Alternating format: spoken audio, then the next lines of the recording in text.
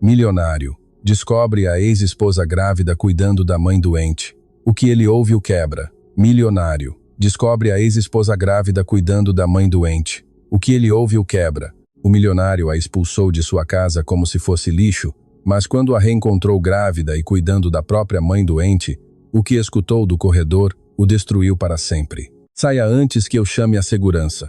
Não quero te ver nunca mais na minha vida. Você é o pior que já me aconteceu. Essas palavras haviam saído da boca de Gustavo Ribeiro, dono do Grupo Ribeiro Imobiliária, um império avaliado em mais de 8 bilhão de reais com torres residenciais em Jardins, Alphaville e Angra dos Reis. Um homem que tomava café da manhã vendo o saldo de suas contas na Suíça e que usava um relógio Audemars Piguet Royal Oak de R$900 mil como se fosse um brinquedo. Antes de continuar, querida, se esta história já te tem com o coração apertado, imagine o que vem por aí.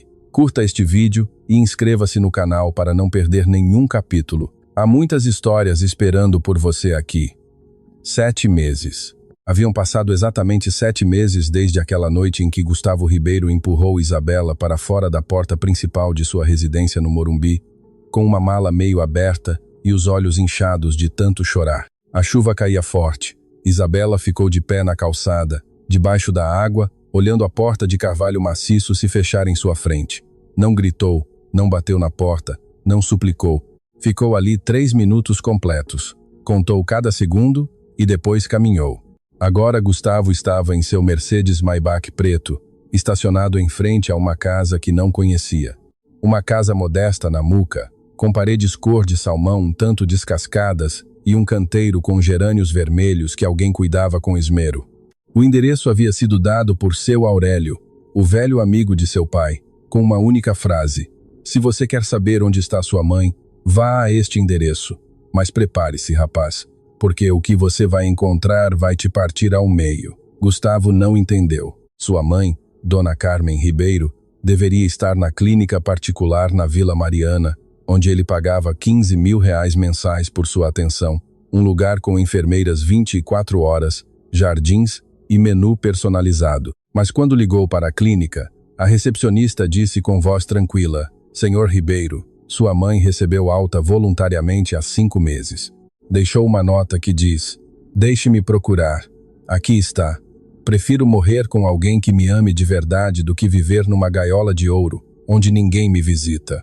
O ar sumiu do carro. Gustavo ficou com o telefone grudado na orelha por 1 minuto inteiro, depois que a recepcionista desligou. Os nós dos dedos brancos sobre o volante, a mandíbula apertada. 5 meses. Sua mãe havia saído da clínica há 5 meses, e ele não havia sabido nem de uma ligação, nem de uma mensagem, porque Gustavo Ribeiro não ligava para sua mãe, depositava dinheiro e acreditava que isso era a mesma coisa. Ele desceu do carro. O terno Brioni de R$25 mil que usava parecia ridículo naquela rua. Os sapatos Berluti rangiam contra a calçada quebrada. Um cachorro de rua o olhou da esquina com mais dignidade do que Gustavo sentia naquele momento. Ele tocou a porta. Ninguém abriu. Tocou novamente mais forte. De dentro, chegou uma voz. Uma voz que ele conhecia melhor que a sua própria. Uma voz que havia escutado sussurrar em seu ouvido durante 3 anos de casamento. Que havia dito: "Eu te amo 1000 vezes sem pedir nada em troca", e que ele havia esmagado como se esmaga uma folha seca. A voz de Isabela, mas não estava falando com ele, estava cantando para alguém. Gustavo empurrou a porta que estava entreaberta e caminhou por um corredor curto com piso de mosaico velho. Cheirava a canja de galinha e a chás de ervas. Na parede havia 3 fotos emolduradas, uma de Dona Carmen jovem, outra do casamento dos pais de Gustavo e uma terceira que o gelou o sangue. Era uma foto de Isabela sorrindo junto a Dona Carmen naquela mesma casa, as duas abraçadas. Dona Carmen parecia magra, frágil, com um lenço na cabeça, mas sorria de verdade. Como Gustavo não a havia visto sorrir em anos, ele parou no batente da porta do quarto e então a viu. Isabela estava sentada em uma cadeira ao lado da cama onde Dona Carmen dormia. Tinha o cabelo preso em uma trança solta. Vestia um vestido azul claro, simples, de algodão e sua barriga era enorme. 7 meses de gravidez, talvez mais. Isabela acariciava a mão de Dona Carmen com uma mão e com a outra segurava sua própria barriga cantando baixinho uma canção de ninar que Gustavo reconheceu no mesmo instante. Era a mesma que Dona Carmen cantava para ele quando criança. Dorme, meu menino. Dorme, meu sol. Gustavo agarrou-se ao batente da porta. As pernas não lhe respondiam. Isabela. Ela parou de cantar, levantou o olhar e em seus olhos não havia ódio, não havia rancor, não havia lágrimas, havia algo muito pior. Havia indiferença. Baixa a voz, disse ela sem se levantar. Sua mãe acabou de dormir. Ela teve muito trabalho hoje. Você está. Gustavo apontou para a barriga com a mão, incapaz de completar a frase. Grávida, completou Isabela, como se explicasse algo óbvio a uma criança. Sim, de você. 7 meses e meio. O mundo desabou sobre ele. Gustavo deu um passo à frente e Isabela levantou a palma da mão como um muro. Não uma palavra, firme, sem tremor. Não se aproxime, repetiu ela. Você não tem o direito de entrar assim, não. Depois do que você fez. Eu não sabia que você estava grávida. Claro que não sabia, porque não me deixou falar. Me tirou da sua casa às 11 da noite, sob a chuva, com uma mala quebrada. Porque Lorena Queiroz te disse que eu tinha casado com você pelo seu dinheiro e você acreditou nela, na sua sócia, na mulher que há 3 anos tenta entrar na sua cama. Você acreditou nela e não em mim. Cada palavra entrava como um prego enferrujado. Gustavo abriu a boca, fechou-a, abriu-a novamente. Isabela, eu. Você nada, cortou ela. Sabe o que eu fiz aquela noite depois que você me expulsou? Caminhei 23 quarteirões sob a chuva até a casa da minha tia Rosário. 23 quarteirões, Gustavo, com uma mala que abria e as roupas arrastando-se pelo chão molhado. Um taxista parou e me perguntou se eu estava bem. Eu disse que sim. Menti, porque é isso que nós mulheres fazemos quando um homem nos quebra. Mentimos que estamos bem e continuamos caminhando. Silêncio. Da rua, ouviu-se a voz de uma vizinha, Dona Lúcia, a do carrinho de coxinhas da esquina, gritando para alguém. Já te disse, Beto, se não regar as plantas morrem igualzinho aos casamentos. Em outro momento, em outra vida, Gustavo teria ignorado essa voz como ruído de fundo, mas agora cada palavra caía sobre ele como uma sentença, porque ele não havia regado nada, nem as plantas, nem seu casamento, nem o amor da mulher que tinha à sua frente. Isabela olhou para a cama onde Dona Carmen se movia inquieta entre sonhos. Sua mãe tem insuficiência cardíaca. Gustavo, grau 3. Você sabia? Não, não sabia. O cardiologista vem toda terça-feira. Eu pago com o que ganho costurando vestidos para uma boutique na Vila Madalena, 30 vestidos por mês. Grávida, com as mãos inchadas, mas eu pago porque o seu dinheiro da clínica ficou na clínica e sua mãe veio comigo. Gustavo engoliu em seco. A garganta ardia. Por que não me ligou? Pigarrada. Isabela o olhou como se ele tivesse perguntado por que o céu é azul. Porque você me disse que não queria me ver nunca mais na sua vida. E eu, diferente de você, escuto o que as pessoas dizem. Dona Carmen se moveu na cama, abriu os olhos devagar, olhou para o filho e Gustavo esperava que a mãe sorrisse, que estendesse os braços, que dissesse meu filho como sempre. Mas Dona Carmen olhou para Isabela primeiro, apertou sua mão e depois olhou para Gustavo com uns olhos que ele nunca havia visto nela. Decepção. Você chegou, disse a idosa com voz rouca. Demorou 7 meses. Gustavo quis falar, quis explicar, quis dizer que não sabia que ela estava ali, que pagava uma fortuna por seus cuidados, que ele... Eu me banho, interrompeu Dona Carmen apontando para Isabela. Ela me dá meus remédios às 6 da manhã. Ela me cozinha a canja que me tira as náuseas. Ela se levanta às 3 da madrugada quando me dá a tosse. Grávida, Gustavo, sua ex-esposa grávida de seu filho, cuida de sua mãe doente. E você me depositava dinheiro. A voz dela falhou. O dinheiro não senta ao seu lado às 3 da manhã, meu filho. Isabela abaixou o olhar. Não disse nada. Não era preciso. Gustavo sentiu as pernas falharem. Ele se encostou na parede. O terno Brioni amassou contra o gesso áspero. O Aldemar Piguet brilhava em seu pulso como uma zombaria. E o bebê escolheu aquele momento exato para chutar. Isabela colocou uma mão sobre a barriga e fechou os olhos por um segundo. Um gesto tão natural, tão íntimo, tão absolutamente cheio de amor, que Gustavo entendeu algo com uma clareza brutal. Ele não fazia parte daquela imagem. Isabela, sua mãe e aquele bebê haviam construído um mundo sem ele. Um mundo pequeno, humilde, numa casa descascada na Muca. Um mundo onde a canja de galinha valia mais que uma conta na Suíça. E ele estava lá fora batendo numa porta que ninguém o havia pedido para abrir. Isabela nem sempre foi uma mulher que costurava vestidos para sobreviver.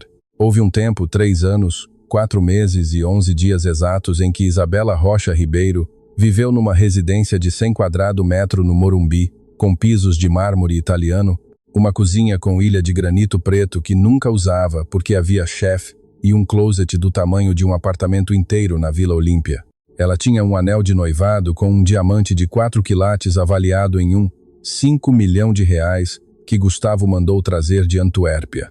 Tinha um Porsche Cayenne branco com interiores de couro cor creme, que cheirava a novo, embora tivesse 2 anos.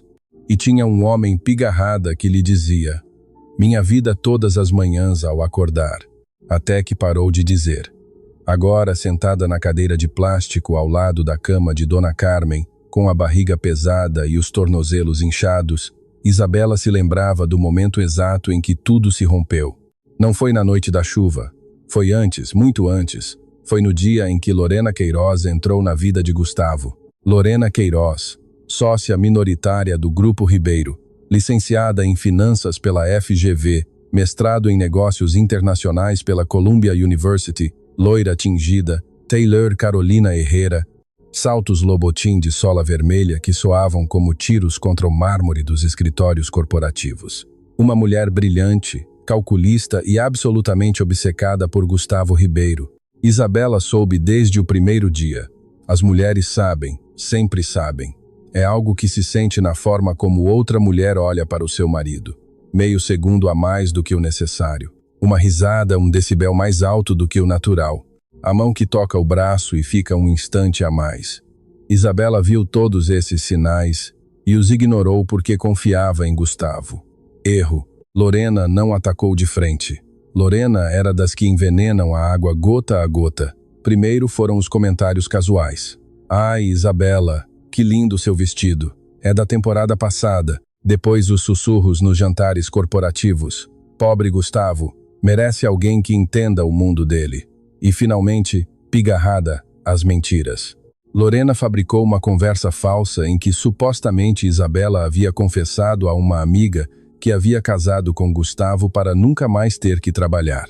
Gustavo acreditou nela, não em Isabela, não em 3 anos de casamento, não nas manhãs preparando café exatamente como ele gostava, preto, sem açúcar, com uma colherzinha de canela, embora o chefe pudesse fazê-lo, não nas noites esperando-o acordada até a 1 da manhã, porque ele sempre chegava tarde do corporativo, não? Nos domingos levando flores para Dona Carmen na clínica. Enquanto Gustavo assinava contratos, ele acreditou em Lorena. E o pior não foi isso. O pior foi que Isabela já estava grávida quando ele a expulsou. Ela estava com 3 semanas de atraso. Tinha o teste de farmácia escondido na gaveta de sua roupa íntima, embrulhado em um lenço de seda, esperando o momento perfeito para lhe dizer. Ela havia imaginado a cena 100 vezes, um jantar em casa, velas, o teste dentro de uma caixinha embrulhada em papel dourado, o rosto de Gustavo ao entender. Nunca aconteceu. Em vez disso, Gustavo chegou às 11 da noite com os olhos injetados de fúria. Jogou o celular na mesa da sala de jantar e disse: "Me contaram tudo, tudo. Casei com uma interesseira." Isabela se lembrava de ter ficado paralisada como quando o corpo entende antes da mente que algo terrível está acontecendo. Um zumbido nos ouvidos, o chão que se move, as mãos frias. "Gustavo, isso não é. Não me explique nada." Lorena me mostrou as mensagens. "Que mensagens?" "Eu nunca." "Saia." E ele a agarrou pelo braço com força. A marca ficou por 3 dias, 5 dedos roxos sobre a pele que ele costumava beijar. Isabela levou a mala, levou a marca e levou o bebê que Gustavo nem sequer sabia que existia. Os primeiros 2 meses foram os piores. Sua tia Rosário a recebeu em um quarto de 4 por 3M em Grajaú. Uma cama de solteiro, um ventilador de teto que fazia mais barulho que ar e uma janela que dava para a parede do vizinho. Isabela dormia de lado porque o colchão afundava no centro e as náuseas da gravidez a acordavam às 4 da manhã. Ela se arrastava até o banheiro compartilhado com a tia e seu filho adolescente e vomitava em silêncio para não acordar ninguém. Não comia bem, não dormia bem, mas costurava. Havia aprendido a costurar com sua avó materna, Dona Esperança, uma mulher do Nordeste que fazia bordados à mão, que os turistas pagavam em dólares, sem saber que cada um levava 300 horas de trabalho. Isabela herdou essas mãos, e agora essas mãos a estavam salvando. Encontrou trabalho em uma boutique na Vila Madalena, que vendia vestidos artesanais a R$ 200 cada. Pagavam-lhe R$ 200 por peça. Isabela fazia os cálculos todas as noites antes de dormir. 30 vestidos por mês, R$ 6.000.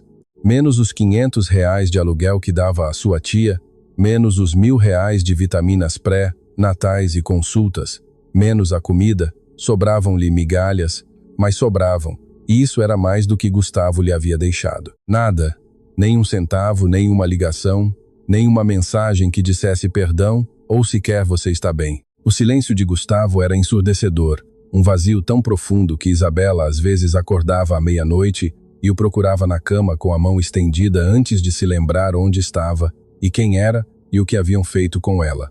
Chore uma vez e pronto, disse-lhe sua tia Rosário uma manhã servindo-lhe um prato de cuscuz com ovos que Isabela não tinha fome de comer. Chore uma noite inteira se quiser, mas depois se levanta e não volta a chorar por um homem que não te merece. Me ouviu? Isabela assentiu. Comeu o cuscuz e naquela noite chorou uma vez, apenas uma. Depois se levantou. A ligação de Dona Carmen chegou no 4º mês de gravidez. Isabela estava na boutique cortando tecido de linho cor terracota quando o telefone vibrou com um número desconhecido. Quase não atendeu. Os números desconhecidos ultimamente eram cobradores ou publicidade de cartões de crédito. Mas algo lhe disse para atender. Isabela. A voz era fraca, rouca como papel amassado. Sou Carmen, sua sogra. Bem, sua ex-sogra. Embora para mim você sempre será minha nora. Isabela sentou-se no chão da boutique. As tesouras caíram. A dona a olhou estranho do balcão. Dona Carmen, como está? Onde está? Estou na clínica, filha, mas já quero ir embora. Aqui ninguém fala comigo. As enfermeiras são muito gentis, mas não são família. Gustavo deposita dinheiro todos os meses como se eu fosse uma conta. E eu não quero dinheiro, Isabela. Quero alguém que sente comigo às 6 da tarde e me conte como foi o dia. Isabela fechou os olhos. As lágrimas correram sem permissão. Dona Carmen, eu sei o que meu filho lhe fez. Não foi ele quem me contou, foi seu Aurélio. E me dá vergonha, filha. Me dá vergonha que meu sangue seja capaz de tratar assim uma mulher, mas preciso te pedir algo e sei que não tenho direito. Diga-me, pigarrada, você me deixaria ir morar com você? O silêncio durou 10 segundos. Sei que você não tem espaço, continuou Dona Carmen. Sei que você está grávida. Seu Aurélio me contou isso também, e sei que meu filho não sabe, e que provavelmente não merece saber. Mas eu quero conhecer esse bebê, Isabela. Quero estar lá quando ele nascer. Quero cantar a canção que eu cantava para Gustavo quando ele era criança. Você me deixa, Isabela?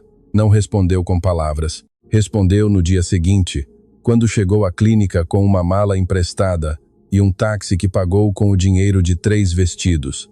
Assinou os papéis da alta, colocou em Dona Carmen um suéter de lã que ela mesma havia tecido e a levou para a casa na Muca, que havia encontrado 2 semanas antes. 2 quartos, um pátio minúsculo com um limoeiro, paredes cor de salmão que precisavam de pintura. É pequena, disse Isabela se desculpando. Dona Carmen olhou ao redor, olhou para o canteiro vazio onde plantariam gerânios, olhou para a cozinha com um mosaico rachado, olhou para o quarto onde cabia uma cama e uma cadeira e nada mais e sorriu. É perfeita, disse, porque aqui cheira a lar. Desde aquele dia a vida de Isabela mudou. Não estava mais sozinha. Tinha uma mulher de 70 anos com o coração doente que a esperava todas as noites, com um chá de camomila pronto e uma coberta dobrada no sofá. Uma mulher que colocava a mão na barriga todas as manhãs e falava com o bebê como se já o conhecesse.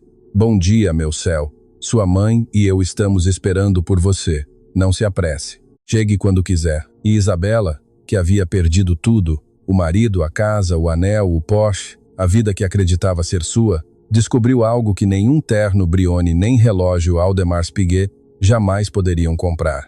Descobriu que o amor não se deposita em uma conta bancária. O amor senta-se ao seu lado às 3 da manhã quando a tosse não para. Mas agora Gustavo estava ali, parado no batente da porta como um fantasma da vida que ela havia enterrado, com seu terno caro e seu relógio obsceno e seus olhos de homem que acaba de descobrir que é pobre sem saber. Isabela o olhava sem piscar e dentro dela, onde o bebê dormia, algo se endureceu. Não era ódio, era decisão. Gustavo não iria entrar nesta vida como se nada tivesse acontecido. Não iria comprar seu perdão com cheques. Não iria chegar com seu carro de 2 milhões de reais e fingir que 7 meses de abandono se apagam com um sinto muito. Se quisesse conhecer seu filho, teria que conquistá-lo, não com dinheiro, com algo que Gustavo Ribeiro nunca havia dado em sua vida. Tempo, e Isabela sabia, com a certeza que só tem as mulheres que caminharam 23 quarteirões sob a chuva com uma mala quebrada, que isso seria a coisa mais difícil que Gustavo Ribeiro faria jamais. Gustavo não foi embora naquela noite, ficou sentado em seu Mercedes Maybach, estacionado em frente à casa cor de salmão na Muca, com o motor desligado e as janelas fechadas. O motorista Martin o olhava pelo retrovisor sem ousar dizer nada. Estavam ali há 4 horas. Senhor, quer que eu o leve para casa? Gustavo não respondeu. Tinha o olhar fixo na janela do quarto onde sua mãe dormia. Uma luz tênue filtrava-se pela cortina. Isabela continuava acordada, provavelmente dando os remédios da noite, provavelmente fazendo tudo o que ele deveria ter feito e nunca fez. Martin, você sabia que minha mãe saiu da clínica? O silêncio de Martin foi a resposta. Sim, senhor. Soube há 4 meses. Seu Aurélio me disse. Pediu que eu não lhe contasse nada. Disse que o senhor tinha que perceber sozinho, que se alguém lhe dissesse, o senhor mandaria dinheiro em vez de vir pessoalmente. Gustavo fechou os olhos. Até seu motorista o conhecia melhor do que ele mesmo. Leve-me para casa, murmurou, mas não dormiu. Ficou sentado no sofá de couro de seu escritório naquela residência do Morumbi, que agora lhe parecia obscenamente grande. 100 quadrados metros para um único homem, 6 quartos vazios. Uma cozinha onde ninguém cozinhava desde que Isabela se fora. Pigarrada. Sobre a escrivaninha de mogno havia um porta-retratos virado para baixo. Gustavo o levantou. Era a foto de seu casamento. Isabela com um vestido de estilista famoso, sorrindo com aquele sorriso que lhe iluminava os olhos por dentro. Gustavo, ao seu lado, olhando-a como se o resto do mundo não existisse. Colocou a foto virada para baixo novamente, não por raiva, por vergonha. Na manhã seguinte, Gustavo chegou à casa da Muca às 7 da manhã sem o Maybach. Sem Martin, pegou um táxi. O taxista o olhou com cara de desconfiado. Um tipo de terno caro pegando um táxi na Vila Mariana às 6h30 da manhã, mas não disse nada. Bateu na porta. Desta vez, Dona Carmen abriu. Ela estava de hobby com um chale de lã sobre os ombros e chinelos gastos que Isabela havia comprado na feira livre da Muca. Parecia frágil, mais magra do que Gustavo se lembrava. As mãos tremiam ao segurar a porta, mas os olhos de Dona Carmen Ribeiro tinham a mesma ferocidade que tinham quando Gustavo era criança e ela vendia coxinhas na rua 25 de março para pagar seus estudos de enfermagem. Aquela mulher nunca havia se quebrado e não começaria agora. Você vem me visitar ou vem fazer uma transferência? Perguntou sem se mover da porta. Venho te ver, mãe, com as mãos vazias. Gustavo pigarrada olhou para as mãos. Efetivamente, vazias. Nem flores, nem fruta, nem pão doce, nem sequer uma sacola de loja de conveniência com um suco. Eu, quando seu pai vinha me ver no hospital depois de uma briga, sempre trazia um ramo de copos de leite e um pão de nata da confeitaria Ideal. Não porque eu pedisse, mas porque ele sabia que eu gostava. Isso se chama conhecer alguém, Gustavo. Você nem sequer sabe qual é a minha flor favorita. Silêncio. Copos de leite, disse Gustavo em voz baixa. Você chega 25 anos atrasado com essa resposta, mas pelo menos sabe. Entre, mas sente-se na cozinha e não incomode a Isabela. Ela está descansando. Ontem à noite o bebê não a deixou dormir. Gustavo entrou. A casa cheirava a café coado e canela. Na cozinha havia uma mesa redonda com 4 cadeiras disparelhas, uma toalha de plástico com flores amarelas e uma jarra de barro com café recém-feito, tudo limpo, tudo modesto, tudo cuidado com uma atenção que o dinheiro não pode comprar. Ele sentou-se. Dona Carmen lhe serviu café, sem perguntar se queria. Colocou na sua frente um prato com 3 pedaços de pão doce, um pão de queijo, um pão doce e uma broa de milho que havia comprado no dia anterior na padaria do seu Joaquim, a 3 quarteirões dali. Coma, ordenou. Gustavo pegou o pão de queijo, deu uma mordida e, por alguma razão que não podia explicar, aquele pão doce de R$ 5 lhe pareceu melhor do que qualquer prato do D.O.M. ou a Casa do Porco, onde jantava com clientes pagando R$ 1.000 por pessoa. Mãe, preciso falar com a senhora. Fale, por que a senhora saiu da clínica? Eu pagava. Você pagava, repetiu Dona Carmen, sentando-se à sua frente com esforço. Essa é a palavra. Pagava, como se paga a luz, como se paga a água, como se paga uma dívida. Mas eu não sou uma dívida, Gustavo. Sou sua mãe. E uma mãe não precisa que a paguem, precisa que a amem. Eu te amo, mãe. Não, você me ama como conceito. Minha mãe, a senhora. Dona Carmen, mas não me ama como pessoa. Você sabe quando foi a última vez que me visitou na clínica? Não. Que mandasse Martin com flores, que viesse você com seus pés, com seu corpo, com seu tempo. Gustavo engoliu em seco. Não me lembro. 8 meses. 8 meses, Gustavo. Eu vim sozinha para esta casa porque preferi morrer acompanhada a viver sozinha em uma suíte de R$ 15.000 por mês, onde a única coisa que me fazia companhia era um televisor de 65 polegadas. A voz de Isabela chegou do corredor. Dona Carmen, não se agite, o médico disse. Isabela apareceu na porta da cozinha. Parou ao ver Gustavo. Tinha o cabelo solto, despenteado de dormir, e o mesmo vestido azul claro do dia anterior. As olheiras marcavam seu rosto. Havia dormido mal. O bebê a havia chutado a noite toda. O que faz aqui? Perguntou sem hostilidade. Apenas cansaço. Vim ver minha mãe. Que bom, já era hora. Ela serviu café. Sentou-se ao lado de Dona Carmen, não ao lado de Gustavo, e começou a revisar uma caderneta onde tinha anotados os horários de medicamentos, consultas médicas e gastos do mês, com uma letra pequena e organizada que preenchia cada página. Gustavo, pigarrada, a olhava. Olhava suas mãos, que antes usavam cremes de R$ 2.000 e agora tinham calos da agulha de costurar. Olhava sua barriga redonda e firme sob o vestido de algodão. Olhava a forma como acariciava o braço de Dona Carmen sem perceber. Um gesto automático, natural como respirar. E algo dentro de Gustavo se quebrou. Não com um estrondo, não com um grito. Quebrou-se como o gelo se quebra quando o sol o toca, devagar, em silêncio, de dentro. Isabela, ela levantou o olhar.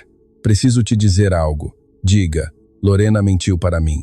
Isabela não se moveu, não piscou, não respirou mais forte. Pigarrada, eu já sei, disse com uma calma que cortava mais que qualquer grito. Soube desde o primeiro dia, porque eu nunca disse essas coisas. Nunca. Mas você preferiu acreditar em uma mulher que conhecia há 3 anos de escritório do que na mulher que dormia ao seu lado todas as noites. Oh, Isai, e eu fui um. Não termine essa frase, interrompeu Isabela levantando a mão. Porque se você a terminar, vai sentir que já disse e que com isso basta. E não basta, Gustavo. As palavras não apagam o que você fez. Você me tirou da sua casa grávida. Me deixou na rua. Não me procurou em 7 meses. Não ligou para sua mãe em 8. As palavras não consertam isso. E o que conserta? Isabela o olhou diretamente nos olhos, sem raiva, sem choro, com algo pior do que as duas coisas: clareza. Não sei se dá para consertar, mas sei que, se der, não será com um discurso bonito na cozinha numa terça-feira às 7 da manhã. Será com tempo, muito tempo, e com fatos que eu possa ver com meus próprios olhos. Da rua, a voz de Dona Lúcia atravessou a janela. Ouçam. Já viram que tem um Mercedes preto estacionado na esquina desde ontem à noite? Capaz é um traficante. É do meu filho, gritou Dona Carmen da mesa com um sorriso maroto que a rejuvenesceu 10 anos. Ah, Dona Carmencita, não sabia que seu filho era traficante. Não é traficante, Lúcia. É pior, é empresário. Gustavo, apesar de tudo, sentiu uma sombra de sorriso cruzar seu rosto. E Isabela, por um segundo, Um segundo brevíssimo que ela se apressou a esconder atrás da xícara de café também. Mas então o telefone de Gustavo tocou. A tela dizia Lorena Queiroz, e a sombra de sorriso se apagou como uma vela debaixo d'água. Gustavo olhou para o telefone, olhou para Isabela e, pela primeira vez em sua vida, fez algo que nunca havia feito com Lorena Queiroz. Não atendeu. Mas do outro lado da cidade, em um escritório no 38º andar da Torre Ribeiro, na Avenida Faria Lima, um edifício de vidro e aço avaliado em 2-3 bilhões de reais, Lorena Queiroz olhava para seu telefone com os olhos semicerrados. Gustavo não atendia. Gustavo sempre atendia. Algo havia mudado, e Lorena Queiroz não tolerava mudanças que ela não controlava. Abriu seu laptop e entrou no sistema financeiro do Grupo Ribeiro com as credenciais que Gustavo lhe havia dado há 2 anos, quando ainda confiava nela cegamente, e revisou os movimentos do dia. Precisava agir rápido antes que Gustavo descobrisse o que ela vinha fazendo com os fundos do fideicomisso familiar nos últimos 14 meses. Porque se ele descobrisse, não haveria Thayer Carolina Herrera, nem Salto Lobutin que a salvasse. Na cozinha da Muca, Dona Carmen pegou a mão do filho e a mão de Isabela, juntou-as sobre a mesa. Vocês dois vão se resolver, disse com a autoridade de uma mulher que sobreviveu à pobreza, ao câncer e à solidão.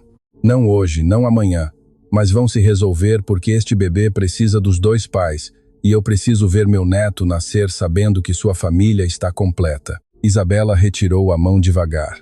Isso depende dele, Dona Carmen. Eu sei, filha. Por isso estou dizendo a ele. Gustavo olhou para sua mãe, olhou para Isabela, olhou para a barriga onde seu filho dormia sem saber nada do desastre que seu pai havia criado. E da janela, meio escondido atrás do limoeiro do quintal, um homem de cabelo branco e bengala de madeira observava a cena com olhos que haviam visto muito. Seu Aurélio, o velho amigo de seu pai, o homem que tinha em seu poder a carta que mudaria tudo. Lorena Queiroz não dormia. Fazia 3 noites sem dormir. Sentada em seu apartamento nos Jardins, uma cobertura de 280 quadrados na rua Oscar Freire, com terraço panorâmico, cozinha de design italiano e um closet onde cada peça de roupa tinha seu próprio código de barras em um aplicativo de telefone. Olhava a tela de seu laptop com os olhos secos e a mandíbula apertada. Os números não batiam e isso era um problema. Porque os números nunca batem quando alguém está há 14 meses tirando dinheiro de onde não deve. 47,6 milhões de reais. Essa era a cifra exata que Lorena havia desviado do fideicomisso Ribeiro nos últimos 14 meses. Ela fez isso devagar, com a paciência de uma aranha tecendo sua teia. Pequenas transferências de 800 mil daqui, 100 mil dali, movimentadas através de 3 empresas fantasmas registradas em Campinas, Salvador e uma em Delaware, Estados Unidos, que existiam apenas no papel. Gustavo nunca revisava o fideicomisso, para isso ele tinha Lorena. Você é a das finanças, ele dizia com aquele sorriso de homem que acredita que delegar é o mesmo que confiar. E Lorena assentia, cruzava as pernas debaixo da mesa de reuniões, e continuava movimentando dinheiro como quem move peças em um tabuleiro de xadrez, onde só ela conhece as regras. Tudo havia funcionado perfeitamente até agora, porque agora Gustavo não atendia o telefone. E quando Gustavo não atendia o telefone, significava que estava pensando. E quando Gustavo pensava, quando parava por um momento para olhar o que tinha à sua frente em vez de assinar às cegas, Lorena ficava nervosa. Ela fechou o laptop. Serviu-se de uma taça de Chateau Margaux, 2010, 15 mil reais a garrafa, e caminhou até a varanda. A cidade de São Paulo brilhava lá embaixo como um circuito elétrico infinito. Do 22º andar, as pessoas pareciam formigas. Lorena sempre pensara que isso era poético. Agora, parecia um aviso. Pegou o telefone e discou. Gustavo, estou há 2 dias tentando te localizar. Temos a reunião com os investidores de Singapura na quinta-feira, e preciso que você assine os documentos do fechamento fiscal antes de... Lorena, a voz de Gustavo soava diferente, mais lenta, mais pesada, como se cada palavra lhe custasse esforço. Amanhã conversamos. Amanhã, Gustavo. Isso não pode esperar. Os de Singapura querem ver os extratos financeiros do fideicomisso. E se não? Disse amanhã. Clique. Pigarrada. Lorena ficou com o telefone grudado na orelha. O vinho tremeu em sua mão. Um calafrio subiu pela sua coluna vertebral, da base até a nuca, como um dedo gelado traçando uma linha. O fideicomisso. Gustavo havia mencionado o fideicomisso. Não, ela havia mencionado primeiro. Ou não, rebobinou a conversa em sua cabeça. Sim, pigarrada ela disse, mas ele não perguntou nada, não pediu detalhes. Apenas disse amanhã. Ela sabia algo impossível. Os movimentos estavam enterrados sob 3 camadas de empresas fictícias. Nem o melhor auditor os encontraria sem saber exatamente onde procurar. Mas Lorena não havia sobrevivido 36 anos sendo tola e seu instinto. Esse instinto de predadora que a havia levado de um apartamento de 2 quartos em Osasco até uma cobertura na Oscar Freire, gritava uma única palavra: perigo. Seu Aurélio chegou à casa da Muca na quarta-feira às 5 da tarde, com uma bengala de madeira de jacarandá em uma mão e um envelope amarelo na outra. Isabela abriu a porta para ele. Ela o conhecia bem. Seu Aurélio Vega havia sido o melhor amigo de seu Eduardo Ribeiro, pai de Gustavo, desde que ambos eram adolescentes vendendo doces na estação de metrô Sé. 2 rapazes do Brás que juraram que sairiam da pobreza juntos. Eduardo conseguiu com a construção. Aurélio conseguiu com a advocacia. Caminhos distintos, mesma fome. Seu Eduardo morreu há 6 anos de um infarto fulminante, enquanto revisava os planos de sua última torre em Alphaville. Tinha 62 anos, um império imobiliário e um filho que herdou tudo, exceto o importante, a humildade. Pode entrar, seu Aurélio. Dona Carmen está no quintal tomando sol. Obrigado, filha. Mas primeiro preciso falar com você a sós. Isabela franziu a testa. Algo na voz do velho advogado lhe arrepiou a pele. Ela o levou para a cozinha, serviu café, sentou-se à sua frente. Seu Aurélio colocou o envelope amarelo na mesa, empurrou-o para ela com um dedo. O que é isso? Perguntou Isabela. É a razão pela qual Eduardo Ribeiro me fez jurar em seu leito de morte que cuidaria de sua nora, embora naquele momento você nem sequer conhecesse Gustavo. Isabela não entendeu. Eduardo era um homem que via o futuro como outros veem o passado, explicou seu Aurélio mexendo o café com a colherzinha sem bebê-lo. Sabia que Gustavo era brilhante para os negócios, mas cego para as pessoas. Sabia que o dinheiro mudaria e sabia que algum dia alguém sofreria as consequências dessa cegueira. E o que isso tem a ver comigo? Abra o envelope. Isabela abriu o envelope com mãos que não tremiam. Dentro havia 3 documentos. O primeiro era uma escritura notarial. O segundo, uma carta manuscrita em tinta azul com a letra apertada e firme de um homem acostumado a assinar contratos. O terceiro, uma ata de doação. Isabela leu a escritura, leu 2 vezes. Na terceira vez, leu em voz alta, devagar, como se as palavras pudessem mudar de significado se as pronunciasse diferente. Esta casa, murmurou. Esta casa onde moramos está em seu nome, completou seu Aurélio. Eduardo a comprou em 2016, 3 anos antes de você conhecer Gustavo. Ele a colocou em um fideicomisso de proteção, com instruções muito claras. Se algum dia a esposa de Gustavo, ou ex-esposa, precisasse de um teto seguro, esta propriedade lhe pertenceria de forma irrevogável. Pigarrada. A doação foi ativada automaticamente quando seu divórcio foi registrado. Isabela soltou os papéis, levou as mãos à barriga. Ele sabia que isso ia acontecer, não sabia os detalhes, mas conhecia seu filho e amava a mulher que seu filho escolhesse, mesmo que ainda não a conhecesse. A carta explica melhor do que eu. Isabela pegou a carta. A letra de seu Eduardo Ribeiro atravessava a página com uma urgência que se sentia através do papel. A mulher que amar meu filho, perdoa-o. Não porque ele mereça, mas porque o rancor pesa mais que a pobreza. Gustavo herdou minha ambição, mas não meu coração. Isso é culpa minha, não sua. Esta casa é sua, não como compensação, mas como promessa. A promessa de que você sempre terá um teto onde ninguém possa te tirar às 11 da noite, sob a chuva. Isabela cobriu a boca com a mão. Às 11 da noite, sob a chuva. Seu Eduardo não poderia ter escrito isso. A carta era de 2018.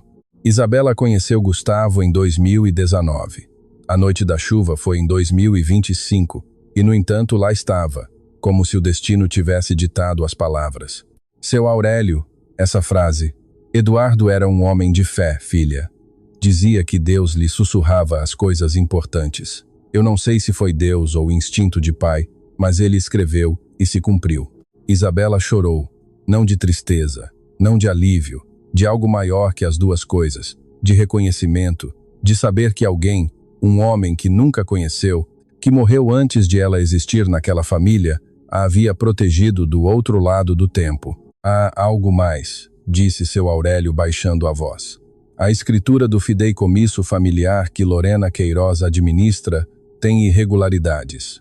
Muitas. Eduardo me deixou acesso aos registros originais e o que Lorena tem feito não é administração, Isabela, é roubo. Isabela secou as lágrimas com o dorso da mão. Gustavo sabe? Ainda não, mas vai saber porque você vai dizer a ele. Por que eu? Seu Aurélio a olhou com aqueles olhos velhos que haviam visto dois rapazes do Brás se tornarem gigantes e um deles morrer muito cedo. Porque se eu disser, Gustavo vai reagir com a cabeça, vai chamar seus advogados, vai iniciar uma auditoria e Lorena terá tempo de esconder as provas. Mas se você disser a ele, Gustavo vai reagir com o coração. E quando um homem reage com o coração, não dá tempo ao inimigo de se preparar. Isabela olhou o envelope. Olhou a carta de um homem morto que a havia amado sem conhecer, lá. Olhou sua barriga onde o bebê dormia e tomou uma decisão, mas não a que seu Aurélio esperava. Não vou dizer eu, disse Isabela. Quem vai dizer é o pai dele com esta carta.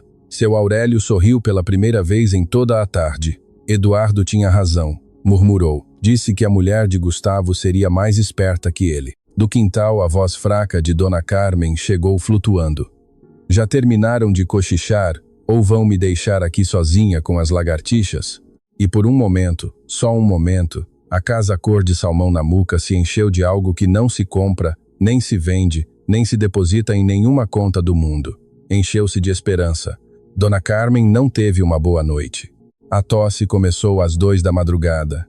Seca, profunda, como se algo dentro de seu peito se recusasse a soltar o que aprendia. Isabela se levantou antes que o segundo acesso de tosse terminasse. Já tinha o ouvido treinado, esse sexto sentido que as mulheres que cuidam de alguém doente desenvolvem e que as acorda meio segundo antes de o som chegar. Sentou-se na beirada da cama de Dona Carmen. Levantou suas costas com cuidado, ajeitando 2 almofadas atrás para que respirasse melhor.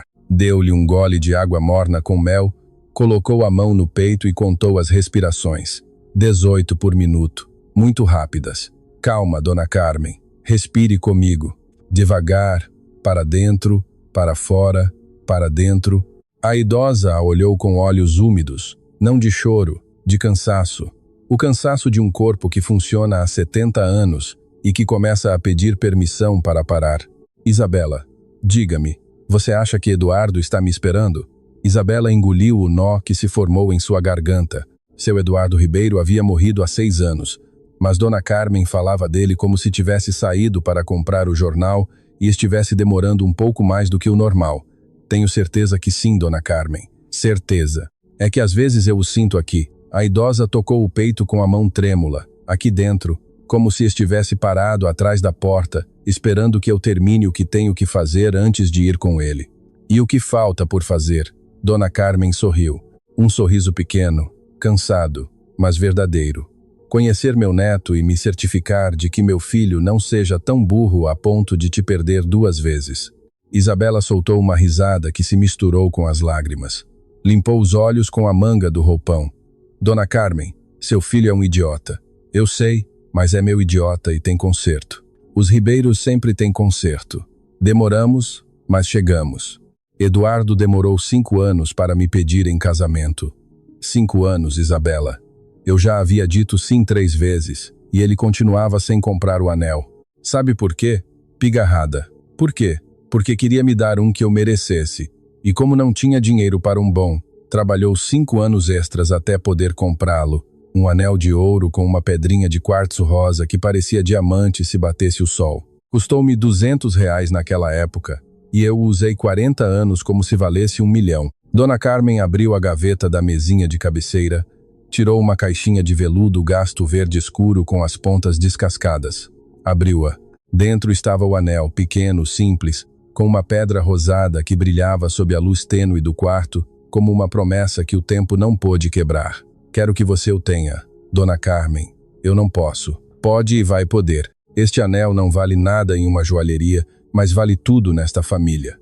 Eduardo me deu com as mãos sujas de cimento na calçada da rua 25 de março às 6 da tarde de uma terça-feira, enquanto eu vendia coxinhas. Não se ajoelhou, não houve flores. Me disse, Carmen, não tenho nada para te oferecer, exceto minha vida inteira.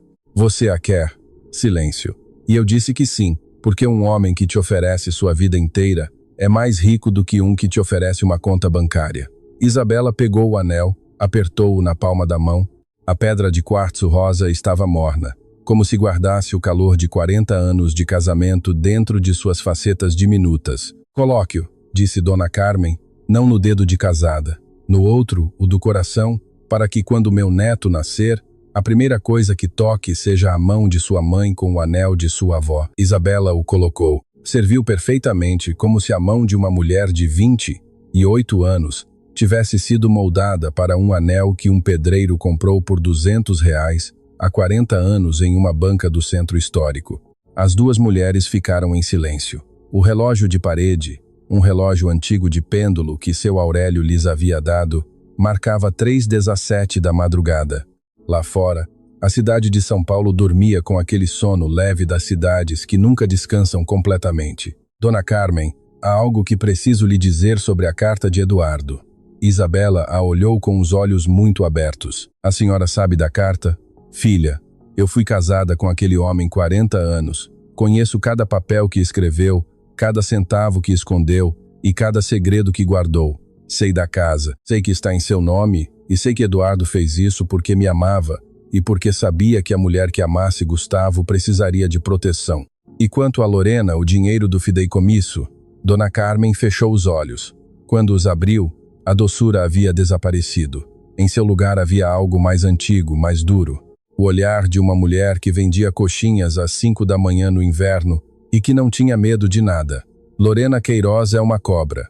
Eu soube desde o primeiro dia que a vi entrar no escritório do meu filho com aqueles saltos vermelhos fazendo barulho como se o mundo lhe pertencesse. Mas as cobras têm uma fraqueza, Isabela.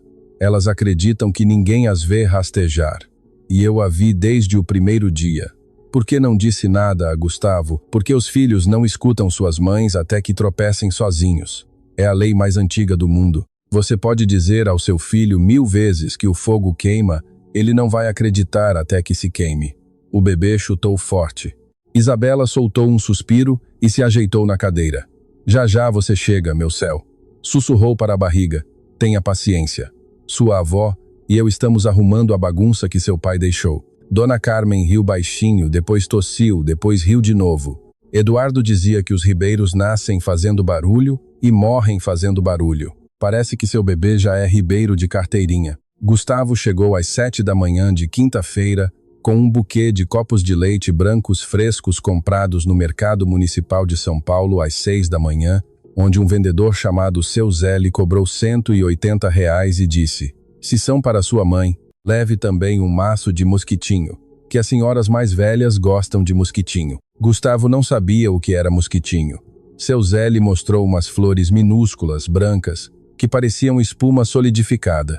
Gustavo comprou 3 maços. Quando Dona Carmen os viu, chorou. São iguaizinhos aos que seu pai me trazia. Gustavo colocou as flores em um jarro de barro que encontrou na cozinha. Trocou a água, arrumou-as como pôde, desajeitado, sem graça, com as mãos de um homem que nunca havia arrumado flores em sua vida. Isabela o observava da porta sem que ele soubesse, e algo diminuto, frágil, como um broto verde despontando entre o concreto, moveu-se dentro de seu peito. Não era perdão, ainda não. Era a possibilidade do perdão. Tem mais uma coisa, Gustavo, disse Isabela entrando na cozinha. Ele se virou. Tinha uma pétala de copo de leite grudada na manga do paletó. Não era Brioni. Desta vez era um paletó azul marinho mais simples, sem marca visível, calça social cinza, sapatos normais, como se tivesse entendido que naquela casa as roupas caras eram uma grosseria. Preciso que você leia algo, disse Isabela, e lhe estendeu o envelope amarelo. Gustavo o pegou, abriu-o. Tirou a carta de seu pai, leu as primeiras linhas de pé, na terceira linha sentou-se. Na quinta linha, tinha os olhos vermelhos. Quando chegou a frase, às 11 da noite, sob a chuva, o envelope caiu de suas mãos. Ele ficou olhando a letra de seu pai, como se o homem morto estivesse sentado à sua frente, olhando-o com aquela mistura de amor e decepção que só um pai pode fabricar. Pai, murmurou e chorou. Não como os homens choram nos filmes, uma lágrima elegante rolando pela bochecha. Chorou de verdade, com o rosto enrugado, os ombros tremendo, o ar entrando aos soluços pela boca aberta. Chorou como não havia chorado desde o funeral de seu pai, onde segurou as lágrimas porque os ribeiros não choram em público. Mas ali não havia público, apenas Isabela, Dona Carmen e as flores que cheiravam a perdão. Leia a escritura, disse Isabela suavemente, e depois olhe os números do fideicomisso.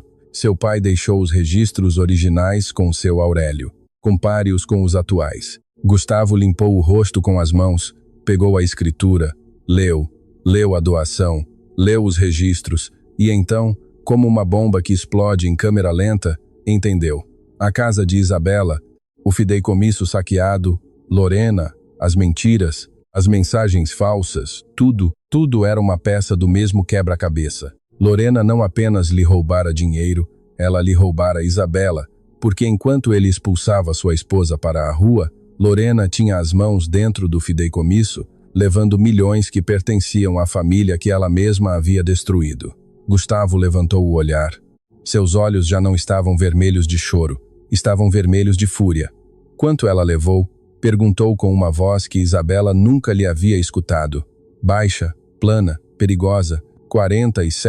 6 milhões de reais, disse Isabela. Seu Aurélio tem cada movimento documentado. Gustavo levantou-se da cadeira, caminhou até a janela, olhou a rua da Muca, os fios de luz cruzados, a mercearia da frente, o cachorro dormindo na esquina, e apertou os punhos até que os nós dos dedos ficassem brancos. Vou destruí-la, disse. Não, respondeu Isabela por trás. Ele se virou. Você não vai destruí-la, Gustavo. Você vai fazer justiça. O que não é a mesma coisa. A destruição é o que Lorena faz. A justiça é o que seu pai faria. Gustavo a olhou. Olhou para sua mãe, que da cadeira do canto assentia em silêncio. Olhou para o anel de quartzo rosa no dedo de Isabela e, pela primeira vez, escolheu escutar. Lorena Queiroz atacou numa sexta-feira. As sextas-feiras eram seu dia favorito para manobras sujas. As pessoas baixam a guarda nas sextas, os advogados vão embora cedo, os contadores fecham os laptops às 3 da tarde, os juízes saem para almoçar. O mundo corporativo afrouxa a gravata e olha para o outro lado. Mas Lorena não relaxou nada. Às 9 da manhã, enviou um e-mail aos 6 sócios minoritários do Grupo Ribeiro Imobiliária com o assunto irregularidades na conduta do CEO. Anexou um arquivo de 40 páginas com demonstrativos financeiros alterados que faziam parecer que Gustavo havia desviado fundos para uma conta nas Ilhas Cayman. Os números eram falsos, mas tão bem fabricados que pareciam reais. Às 10, ligou para Mônica Salles, a jornalista de finanças mais temida do Brasil, e vazou os mesmos documentos. Às 11 da manhã, enviou uma mensagem a Gustavo. Preciso te ver hoje. É urgente. Tenho informações que podem afetar sua família. E às 11h15, Lorena discou um número que Gustavo não conhecia. Um advogado particular de Campinas que se especializava em impugnações de fideicomissos e que por R$2.000 poderia iniciar um processo para invalidar a escritura de doação que seu Eduardo havia deixado em nome de Isabela. O plano era simples. Destruir Gustavo diante de seus sócios, destruir a escritura de Isabela perante a lei e ficar com tudo. Lorena se olhou no espelho do banheiro de seu escritório. Ajeitou o colar Cartier de ouro branco, R$200.000, presente que ela mesma comprou com dinheiro do fideicomisso, e sorriu. O sorriso de alguém que acredita que já venceu. Isabela soube que algo estava errado quando Gustavo chegou à casa da Muca à 1 da tarde com o rosto desfigurado e o telefone vibrando sem parar no bolso do paletó. Os sócios receberam um relatório falso, disse ele sem cumprimentar, entrando na cozinha. Lorena está me acusando de desviar fundos com documentos que ela fabricou. Isabela secou as mãos com o pano de prato. Estava preparando canja de macarrão para Dona Carmen. O cheiro de tomate e coentro enchia a casa. Sente-se, pigarrada, disse. Não posso me sentar, Isabela. Ela está me destruindo. Se os sócios acreditarem nela, podem votar para me tirar da minha própria empresa, da empresa que meu pai construiu com as próprias mãos. Gustavo, sente-se. Algo na voz de Isabela, aquela calma que ele havia confundido com fraqueza durante 3 anos de casamento e que agora começava a reconhecer como fortaleza, o fez obedecer. Ele sentou-se na cadeira de plástico da cozinha. O telefone continuava vibrando. Ele o colocou virado para baixo sobre a mesa. Agora me escute, disse Isabela sentando-se à sua frente. Lorena quer que você reaja, quer que você corra para o escritório gritando, que ameace os sócios, que contrate advogados agressivos, que encha tudo de processos, porque enquanto você faz barulho, ela esconde as provas reais. É assim que ela opera, não vê? Assim ela te manipulou comigo. Encheu você de barulho para que não escutasse a verdade. Gustavo a olhou, a escutou. E o que eu faço então? Nada. Hoje você não faz nada. Nada. Amanhã seu Aurélio vai apresentar os registros originais do fideicomisso ao tabelião público que certificou a escritura do seu pai. Cada movimento que Lorena fez está documentado. Cada real desviado tem data, hora e conta de destino. Seu pai era um homem que guardava tudo. Gustavo, cada recibo, cada contrato, cada assinatura. Seu Aurélio tem 14 meses de evidências em um cofre em seu escritório na Rua da Consolação. Lorena não sabe que esses registros existem e o relatório falso que ela mandou para os sócios. Que o leiam, que o estudem. Quando virem os registros originais ao lado dos documentos de Lorena, a mentira cai sozinha. Você não precisa gritar. Os números gritam por você. Gustavo encostou-se na cadeira, exalou. Era a primeira vez em sua vida que alguém lhe dizia, não faça nada. E a instrução tinha mais força do que qualquer ordem de ataque. Do quintal, a voz de Dona Lúcia, a vizinha, chegou, falando com alguém por cima do muro. Oiga, Dona Carmencita, vi que seu filho vem todos os dias agora. Já se reconciliaram? Ou ele só vem comer de graça? Dona Carmen, sentada em sua cadeira de plástico sob o limoeiro com uma coberta nas pernas, respondeu sem se virar. Vem aprender humildade, Lúcia, que é o que lhe faltava. Ah, então que se apresse, porque a humildade demora mais para chegar que o ônibus da linha 76. Isabela sorriu. Gustavo não, mas algo no canto de seus lábios se moveu como um músculo que tenta lembrar como se sorri. Lorena se impacientou. Gustavo não respondia às mensagens. Não foi ao escritório. Não ligou para os sócios. Não fez nada. E a ausência de reação era pior que qualquer contra-ataque. Pigarrada. Porque Lorena não podia medir o que não podia ver. Às 5 da tarde, de sexta-feira, ela tomou uma decisão que mudaria tudo. Iria pessoalmente procurar Isabela.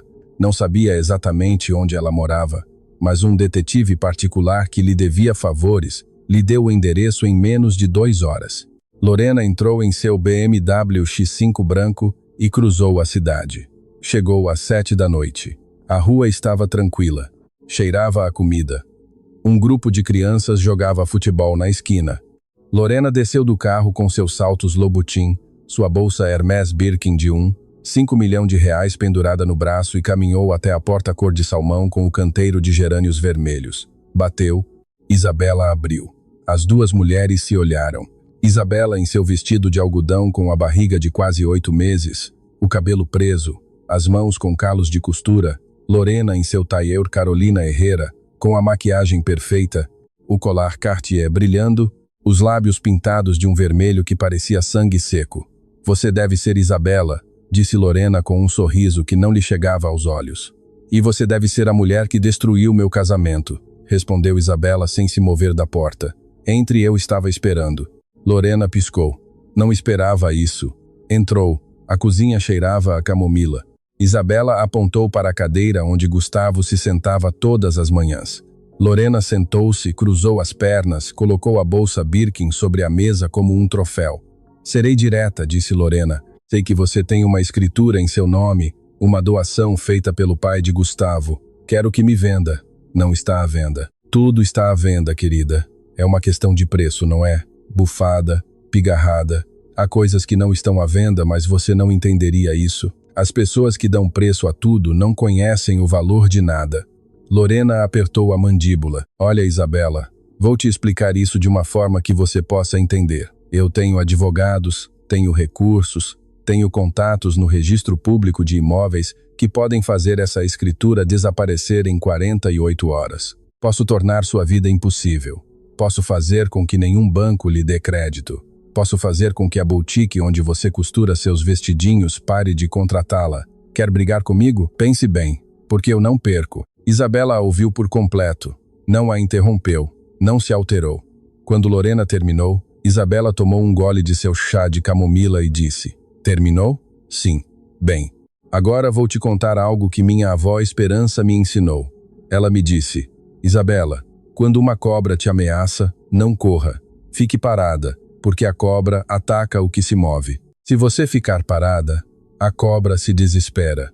E quando se desespera, morde o ar. E quando morde o ar, os dentes se mostram. E quando os dentes se mostram, todo mundo sabe o que ela é. Silêncio. Você acabou de me morder o ar, Lorena, e eu vi seus dentes. Mas não apenas eu. Isabela apontou para a porta da cozinha. Lorena virou a cabeça. Gustavo estava parado no batente da porta. Ele estava lá desde que Lorena disse: Serei direta. Ao seu lado, seu Aurélio segurava seu telefone com a tela acesa, gravando cada palavra, cada ameaça, cada dente. O rosto de Lorena perdeu a cor. O vermelho dos lábios parecia grotesco contra a palidez repentina. A bolsa Birkin sobre a mesa de plástico parecia de repente o que sempre foi. Um objeto caro em um mundo onde o caro não significa nada. Gustavo, começou Lorena. Não diga nada, disse ele. Você já disse o suficiente. Isso é uma armadilha. Vocês me armaram uma armadilha. Não, disse Isabela de sua cadeira com a mão sobre a barriga onde o bebê dormia. Você veio sozinha. Ninguém te convidou, ninguém te obrigou. Você bateu na minha porta, sentou na minha cozinha e disse o que disse porque acreditou que eu era fraca. Esse foi o seu erro, não a armadilha, o seu erro. Seu Aurélio guardou o telefone no bolso do paletó. Senhorita Queiroz, disse com a voz tranquila de um advogado que venceu mais casos com paciência do que com gritos. Contrate um bom advogado, um muito bom, porque na segunda-feira, logo cedo, vou apresentar uma denúncia à Promotoria Geral por fraude, desvio de fundos e falsificação de documentos. E com esta gravação vou adicionar ameaças, coação e extorsão. Lorena levantou-se. A cadeira rangeu contra o mosaico. Os saltos Louboutin escorregaram 1 milímetro no chão úmido da cozinha. Um detalhe pequeno, insignificante, mas que Isabela notou com satisfação silenciosa. Pela primeira vez em sua vida, Lorena Queiroz estava perdendo o equilíbrio e mal estava começando a cair. Lorena saiu sem dizer uma palavra. O BMW arrancou com um pneu cantando que despertou o cachorro da esquina e fez Dona Lúcia espiar pela janela. Ai, Dona Carmencita, agora sim já aconteceu de tudo nesta quadra. Primeiro traficantes, agora corridas. Só falta Nossa Senhora Aparecida vir de helicóptero. Dona Carmen, de seu quarto, respondeu com voz cansada, mas firme. Calma, Lúcia, não foi a Virgem, foi a Justiça. E essa não precisa de helicóptero. Chega caminhando devagar, mas chega. A segunda-feira amanheceu cinzenta sobre a cidade de São Paulo. Um céu de chumbo cobria a Avenida Faria Lima de ponta a ponta, como se a cidade soubesse o que estava para acontecer e tivesse decidido vestir-se de luto antecipado. Torre Ribeiro, 42 andares de cristal e aço. O edifício mais alto do corredor financeiro, avaliado em 2-3 bilhões de reais, brilhava opaco sob a luz filtrada como um diamante ao qual tiraram o sol. Às 9 da manhã, a sala de reuniões do 38 grau andar estava lotada. Os 6 sócios minoritários do Grupo Ribeiro Imobiliária ocupavam suas cadeiras de couro ao redor da mesa oval de madeira de Nogueira. Cada um tinha à sua frente uma pasta azul marinho com o logotipo da empresa gravado em prata. Cada um havia lido o relatório de Lorena. Cada um tinha perguntas, e cada um olhava a cadeira vazia na cabeceira da mesa, a cadeira de Gustavo com uma mistura de impaciência e suspeita. Lorena estava sentada à direita da cabeceira, terno preto valentino, brincos de pérola, as mãos cruzadas sobre a mesa com a calma estudada de quem acredita ter o controle. Havia dormido 4 horas. Havia maquiado o cansaço com camadas de corretivo e pó compacto. Por fora parecia impecável. Por dentro, era um cabo prestes a estourar. Gustavo, ele vai vir ou não? Perguntou o Dr. Azevedo, o sócio mais antigo. Um homem de 63 anos com bigode grisalho e terno cinza, que usava o mesmo par de abotoaduras de prata desde 1987. Enviei 3 mensagens a ele, disse Lorena. Não respondeu. Acho que isso diz muito sobre. A porta se abriu. Gustavo entrou primeiro sem terno. Camisa branca arregaçada até os cotovelos, calça escura, sapatos simples. Parecia outro homem. Os sócios se entreolharam. Atrás de Gustavo entrou seu Aurélio Vega com sua bengala de jacarandá e uma pasta de couro gasta que parecia ter mais anos do que vários dos presentes. E atrás de seu Aurélio, uma mulher jovem que ninguém conhecia, Adrá, Mariana Teixeira, tabeliã pública número 247 do estado de São Paulo, com uma pasta vermelha debaixo do braço e expressão de quem veio para trabalhar, não para conversar. Lorena se endireitou na cadeira. O cabo interno tensionou um pouco mais. Bom dia, disse Gustavo sentando-se na cabeceira. Antes de começarmos a agenda, quero ler algo para vocês. Não é um documento financeiro, não é um relatório, é uma carta. Meu pai, Eduardo Ribeiro, escreveu-a em dezembro de 2018, 2 anos antes de morrer. É dirigida a mim, mas acredito que todos nesta sala precisam ouvi-la. Gustavo, não acho que este seja o momento para... Começou Lorena. Lorena cortou Gustavo sem levantar a voz. Você vai querer ouvir isso, eu prometo. Tirou a carta do bolso interno da camisa, desdobrou-a com cuidado. O papel estava amassado pelas vezes que a havia lido durante o fim de semana. A tinta azul havia borrado em um canto. Uma lágrima provavelmente caída enquanto lia às 3 da manhã na cozinha da casa da Muca, sozinho com uma xícara de café frio e o peso do mundo nos ombros. Começou a ler em voz alta. Gustavo, meu filho, se você está lendo esta carta, é porque as coisas saíram como eu temia, não como eu queria, mas como eu temia, porque eu te conheço, meu filho. Eu te conheço desde antes de você nascer, desde que sua mãe me disse que você estava a caminho. E eu saí correndo para a rua 25 de março para comprar um par de sapatos de bebê que não podia pagar, mas que comprei de qualquer forma, porque um filho merece que seu pai faça loucuras por ele. Eu te conheço e sei que você herdou o melhor e o pior de mim. O melhor, minha fome, a vontade de construir algo grande, algo que dure, algo que tenha meu nome. O pior, minha cegueira, a incapacidade de ver o que tenho à minha frente quando estou ocupado olhando para o que quero conquistar. Eu cometi esse erro com sua mãe. Passei 15 anos construindo um império e esqueci de construir um lar. Sua mãe me perdoou porque é melhor pessoa que eu, mas o perdão tem cicatrizes, Gustavo, e as cicatrizes doem quando chove. Não sei quem será a mulher que você escolher, mas sei que ela vai sofrer por você, porque nós, ribeiros, fazemos sofrer as mulheres que nos amam. Não por maldade, mas por estupidez, o que é pior. Porque a maldade pode ser combatida, mas a estupidez precisa ser curada de dentro. Deixei para ela uma casa pequena em um bairro normal com paredes que precisam de pintura e um limoeiro no quintal. Não é muito, mas é um teto, um lugar onde ninguém possa expulsar lá às 11 da noite sob a chuva. Porque se você for como eu e rezo a Deus para que não seja, mas provavelmente vai cometer esse erro, e quando o cometer, pelo menos ela terá para onde ir. Agora, o mais importante, o que me tira o sono, o fideicomisso. Gustavo, não confie o dinheiro desta família a ninguém que não seja da família. O dinheiro atrai serpentes, como a luz atrai mosquitos. E as serpentes mais perigosas não são as que se veem, são as que sentam ao seu lado na mesa de reuniões e sorriem enquanto te mordem debaixo da mesa. Deixei os registros originais de cada real que entra e sai do fideicomisso nas mãos de Aurélio. Se algum dia os números não baterem, procure-o. Ele saberá o que fazer. E por último, filho, o dinheiro não senta ao seu lado às 3 da manhã. Sua mãe me disse isso uma vez, há 20 anos, e eu fui tão idiota que não entendi até que estava morrendo. Não seja como eu, Gustavo. Não espere morrer para entender o óbvio. Eu te amo com tudo o que sou e tudo o que me faltou ser. Seu pai, Eduardo. Gustavo dobrou a carta. O silêncio na sala de reuniões era absoluto. O tipo de silêncio que pesa, que ocupa espaço, que empurra as paredes para fora. O doutor Azevedo tirou os óculos, limpou os olhos com um lenço de tecido que tirou do bolso do paletó. Ele conhecia seu Eduardo desde os anos 80. Haviam construído juntos as primeiras 3 torres, quando o Grupo Ribeiro não era mais do que 2 homens com uma caminhonete e um sonho. Os outros sócios olhavam a mesa, alguns engoliam em seco. Um deles, o engenheiro Costa, o mais jovem, 41 anos, duro como o concreto que vendia. Tinha os olhos vermelhos. Lorena não se movia.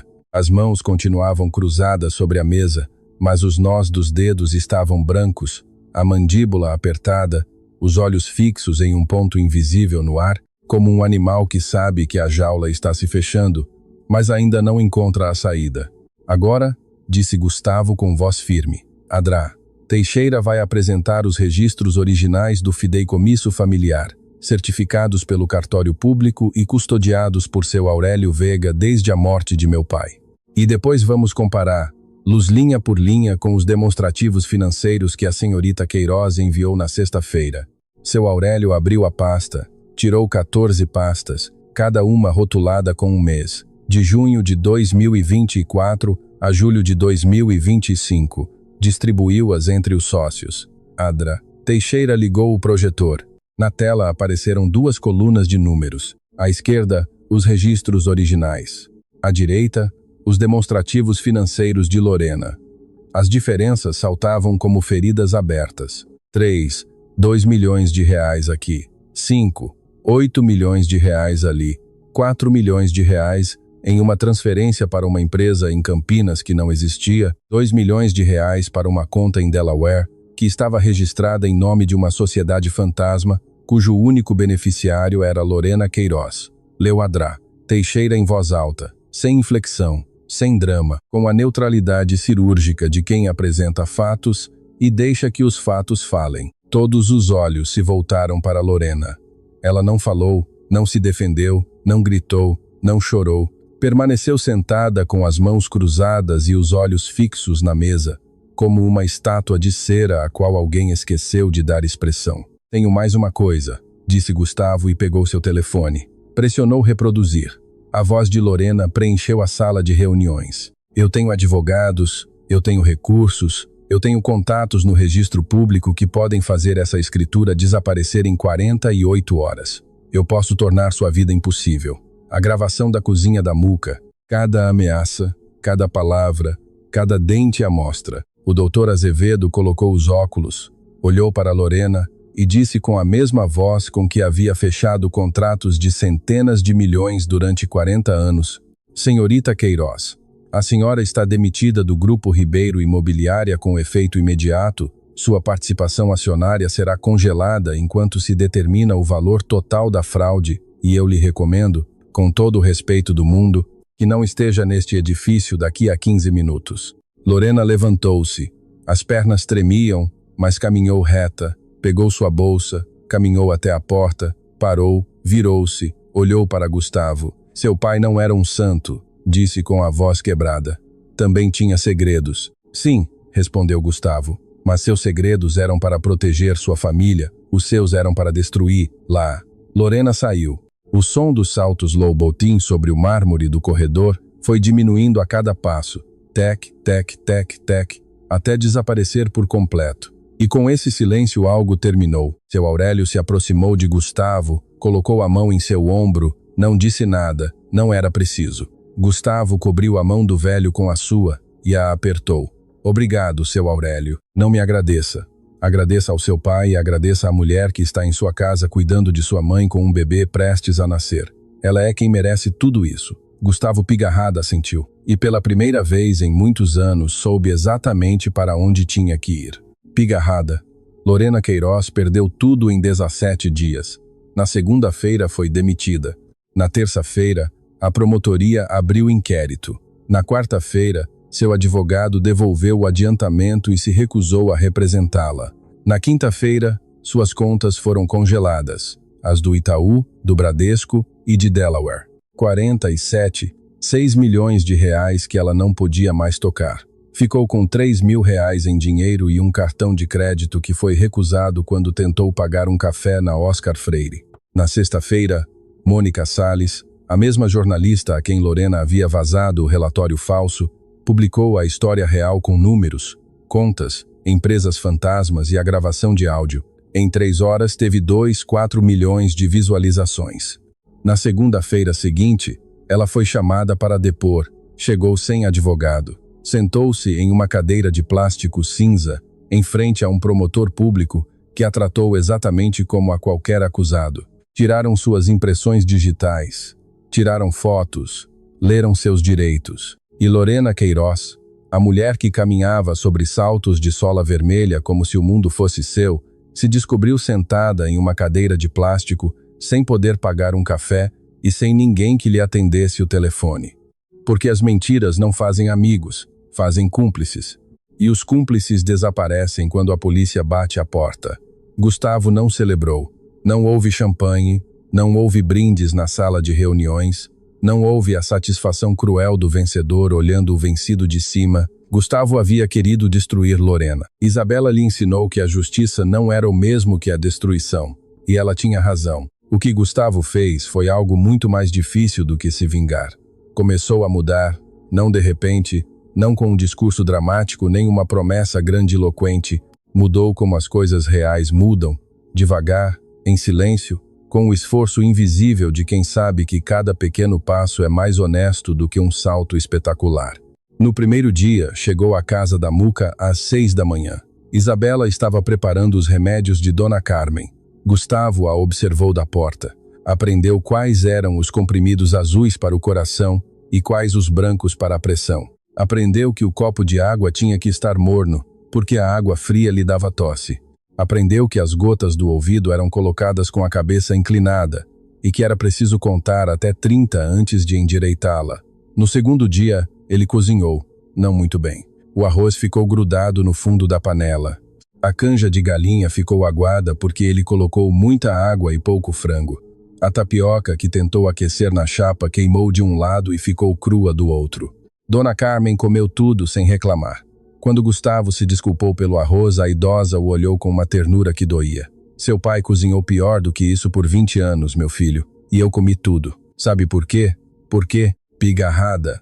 Porque a comida tem um sabor melhor quando feita por alguém que te ama, mesmo que queime o arroz. Gustavo sorriu, um sorriso pequeno, torto de homem que está aprendendo a usar músculos que tinha esquecidos.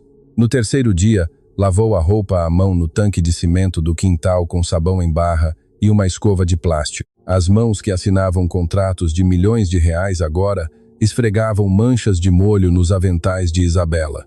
As palmas das mãos ficaram vermelhas. Um nó do dedo sangrou porque ele esfregou com muita força. Ele o enfaixou com um curativo que Dona Carmen colocou com mãos trêmulas. Já me deu vontade de ficar doente mais vezes, brincou a idosa, só para ver meu filho fazendo o que fazer. No quarto dia, acompanhou Isabela à feira da Muca, carregou as sacolas, aprendeu a escolher os tomates, firmes, mas não duros, vermelhos, mas não demais, sem manchas pretas. Aprendeu que o coentro se compra em maço e que é preciso cheirar-lo antes de pagar. Aprendeu que o abacate perfeito cede um pouco quando você o aperta, mas não afunda. Seu Joaquim, o padeiro, o viu chegar com as sacolas de compras e disse: "Oiga, jovem, você não é o do carro preto que estava estacionado aqui semanas atrás?" "Sim, sou eu." "Pois que bom que desceu do carro. Daqui de baixo as coisas se veem diferente, não é?"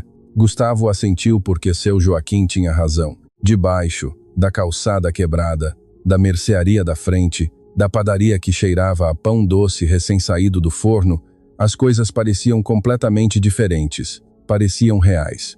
No quinto dia, Isabela falou com ele pela primeira vez, sem que ele falasse primeiro. "O café está pronto", disse da cozinha sem se virar. 3 palavras apenas, mas Gustavo as recebeu como se fossem um abraço, porque essas 3 palavras significavam algo enorme. Ela estava começando a incluir-lo, não a perdoar-lo. Isso viria depois, se viesse, mas a incluir-lo, a reconhecer que ele estava ali, que estava ficando, que não era uma visita. No sexto dia, às 3 da madrugada, Dona Carmen tossiu. Isabela se levantou como sempre, mas desta vez, quando chegou ao quarto, Gustavo já estava lá sentado na cadeira de plástico ao lado da cama com o copo de água morna na mão, as almofadas já ajeitadas. Eu cuido, disse a Isabela. Vá dormir, o bebê precisa que você descanse. Isabela ficou parada na porta. Ela o olhou para o homem que um dia a expulsou de sua casa às 11 da noite e que agora estava sentado às 3 da manhã ao lado de sua mãe doente com um copo de água morna na mão. Ela não disse nada, mas antes de sair passou por ele e tocou seu ombro com a mão. Um toque, 2 segundos, leve como uma pena. Gustavo Pigarrada fechou os olhos e engoliu as lágrimas, porque esse toque valia mais que o Aldemar Piguet de R$900 mil, mais que a residência do Morumbi, mais que a Torre Ribeiro e seus 42 andares de cristal. Esse toque dizia: estou te vendo, você está aqui e isso importa. O bebê nasceu em uma terça-feira às 4h37 da manhã. Isabela rompeu a bolsa às 11 da noite de segunda-feira. Gustavo a levou ao hospital em um táxi, não no Maybach, não em uma ambulância particular, em um táxi verde com um taxista chamado Jorge, que dirigiu como se sua própria filha estivesse nascendo, furando 3 semáforos vermelhos e gritando: ânimo, senhora, está quase lá. Dona Carmen ficou em casa. Não podia ir ao hospital. O cardiologista havia proibido. O esforço era demais para seu coração, mas ela ficou acordada, sentada em sua cama com o rosário entre os dedos, rezando cada mistério com a voz baixa e constante de uma mulher que havia falado com Deus a vida toda e que sabia que Deus às vezes responde. Às 4h37, Gustavo ligou. Mãe, já nasceu, é menina, está perfeita. Dona Carmen apertou o rosário. E Isabela, está bem? Sim, mãe, está bem. É a mulher mais forte que conheci na minha vida. Isso eu já sabia, meu filho. Fico feliz que você finalmente saiba. Silêncio. Como vai se chamar? Perguntou Dona Carmen. Gustavo olhou para Isabela, que segurava o bebê contra o peito. A menina tinha os olhos fechados e os punhos cerrados, como se o mundo fosse algo que precisava ser agarrado com força. Isabela lhe acariciava a cabeça com um dedo. Em sua mão brilhava o anel de quartzo rosa. Carmen, disse Gustavo. Carmen Valentina Ribeiro. Do outro lado da linha, Dona Carmen chorou. Não com a tosse seca de uma mulher doente, mas com o choro limpo de uma avó que acabara de ouvir o nome mais lindo do mundo. Tragam-me, sussurrou. Tragam-me minha neta. Pigarrada. 2 dias depois, Gustavo carregou Carmen Valentina enrolada em uma manta de algodão que Isabela havia costurado à mão durante os últimos 2 meses. Ponto por ponto, fio por fio, com a paciência de quem sabe que as coisas feitas com amor demoram mais, mas duram para sempre. Eles entraram na casa da Muca. Dona Carmen estava sentada em sua poltrona no quintal sob o limoeiro. Tinha seu melhor chale, um de lã cinza que Eduardo lhe deu em seu 30-grau aniversário, e o cabelo penteado com uma trança que Isabela fez antes de ir para o hospital. Gustavo colocou o bebê em seus braços.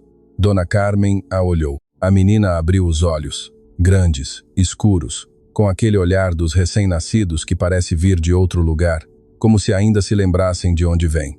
Olá, Carmen Valentina, sussurrou a avó. Sou sua avó e vou te contar algo que ninguém mais vai. Sua família é um desastre. Seu avô era teimoso como uma mula. Seu pai é um burro que demorou 7 meses para perceber o óbvio, e sua mãe é a mulher mais valente que já pisou nesta terra. O bebê bocejou.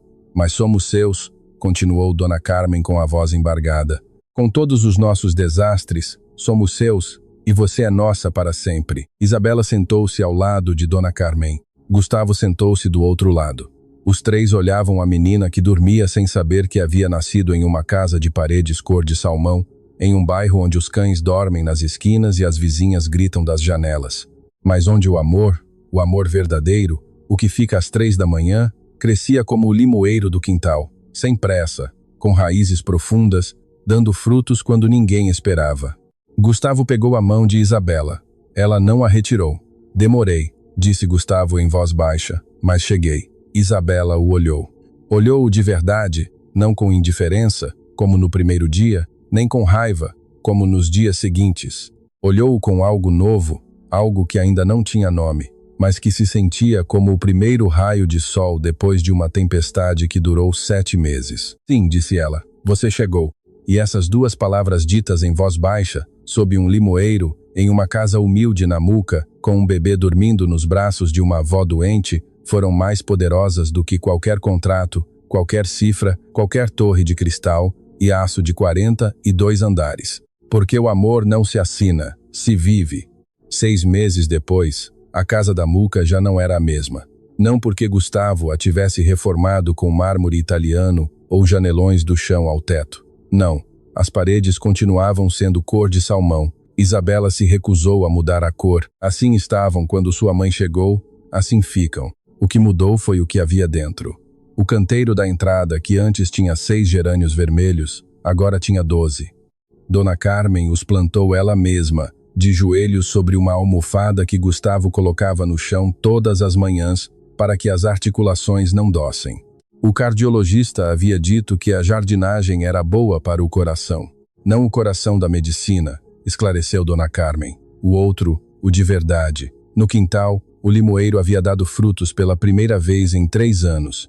14 limões amarelos, que Isabela usava para fazer suco de limão com chia, que servia em uma jarra de barro todas as tardes às 5. Gustavo, pigarrada, Dona Carmen, o bebê, e ela sentavam-se sob a sombra da árvore nas mesmas cadeiras de plástico desparelhas de sempre e tomavam água de limão, enquanto o sol descia por trás dos telhados do bairro. Gustavo continuava sendo dono do Grupo Ribeiro Imobiliária. Continuava tendo a residência do Morumbi, os carros, as contas, as torres, mas já não morava lá. Morava na Muca. Não porque Isabela o tivesse pedido. Ela nunca lhe pediu nada. Foi ele quem um dia chegou com uma mala, uma única, modesta, sem marca, e a deixou na entrada sem dizer nada. Isabela o olhou. Olhou a mala, olhou Dona Carmen, que de sua poltrona no quintal fingia que não via, mas sorria atrás de sua xícara de camomila. O quarto dos fundos tem espaço para um colchão de solteiro, disse Isabela. Mas você vai ter que dividir o banheiro com sua mãe e ela demora 40 minutos. Posso esperar? Disse Gustavo. É bom que sim, porque se você a apressar, ela vai te dar uma chinelada e tem boa mira. Do quintal, Dona Carmen gritou. Tenho excelente mira, pergunte ao seu pai, que descanse em paz. E assim, sem cerimônia, sem anúncio, sem contrato notarial, Gustavo Ribeiro mudou-se para uma casa de 2 quartos na Muca, onde a água quente demorava 3 minutos para chegar, onde pelas paredes se ouvia o vizinho roncar, e onde o despertador era o canto de um galo que alguém do fundo da quadra se recusava a dar. E foi sem dúvida a melhor decisão de sua vida. O programa se chamou Casa Esperança. Foi ideia de Isabela. Gustavo colocou o dinheiro, mas a ideia, o nome, a alma, tudo isso foi dela. A residência do Morumbi, o 100 quadrado metro de mármore, os 6 quartos vazios, a cozinha gourmet onde ninguém cozinhava, se transformou em um refúgio para mães solteiras grávidas. Mulheres que haviam caminhado seus próprios 23 quarteirões sob a chuva. Mulheres que haviam dormido em quartos emprestados com ventiladores que faziam mais barulho que ar. Mulheres que costuravam, limpavam, vendiam coxinhas, carregavam tijolos, faziam o que fosse necessário para que seus filhos nascessem com um teto. Gustavo contratou uma equipe médica completa. Ginecologistas, enfermeiras, uma psicóloga especializada em trauma. Isabela desenhou o programa de acompanhamento, oficinas de costura, de culinária, de administração básica. Cada mulher que chegava recebia 3 coisas: um quarto privado, atendimento médico gratuito e a promessa de que ninguém, absolutamente ninguém, a tiraria dali às 11 da noite. A primeira mulher a chegar chamava-se Lúcia. Tinha 21 anos, 4 meses de gravidez e um olho roxo que tentou esconder com o cabelo. Isabela a recebeu na porta, pegou suas mãos, não perguntou o que havia acontecido, não pediu explicações, apenas disse: aqui você está segura, ninguém vai te machucar. E se alguém tentar, terá que passar primeiro por cima de mim, de minha sogra e de um advogado de 80 anos, com uma bengala que bate muito forte. Lúcia chorou. Isabela a abraçou e da sala Dona Carmen, que havia insistido em ir à inauguração, embora o cardiologista revirasse os olhos, olhava a cena com os olhos brilhantes e o rosário entre os dedos. Em 6 meses, a Casa Esperança recebeu 22 mulheres. Nasceram 9 bebês. 3 mulheres encontraram trabalho estável. Uma terminou o ensino médio, outra começou a estudar enfermagem. Inspirada, disse, pela história de Dona Carmen, que aos 22 anos vendia coxinhas e aos 25 já era enfermeira formada. Gustavo nunca colocou seu nome no edifício nem o da empresa. Na entrada sobre Pigarrada, a porta de carvalho, que alguma vez foi a entrada de sua mansão, havia uma placa simples de madeira pintada à mão. Casa Esperança, porque todas merecem um teto onde ninguém as expulse sob a chuva. Abaixo, em letra menor, uma dedicatória, em memória de Eduardo Ribeiro, que construiu torres, mas nunca esqueceu que o mais importante é um lar.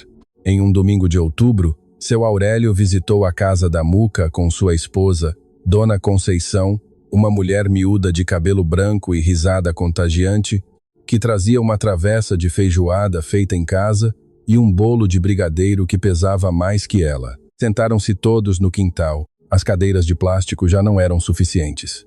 Gustavo teve que pegar 2 banquinhos de madeira da cozinha. Carmen Valentina dormia em seu carrinho sob a sombra do limoeiro, com os punhos cerrados e a boca entreaberta, fazendo aquele som suave que os bebês fazem quando sonham com coisas que os adultos já esqueceram. Dona Carmen estava melhor, não curada.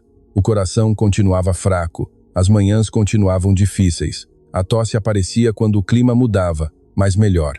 O cardiologista disse que em 20 anos de carreira, nunca havia visto uma recuperação assim em uma paciente de sua idade. Pigarrada, não é a medicina, disse, é algo mais. E Dona Carmen, quando lhe contaram o que o médico disse, respondeu: claro que é algo mais. Chama-se ter uma neta que me segura o dedo às 3 da manhã.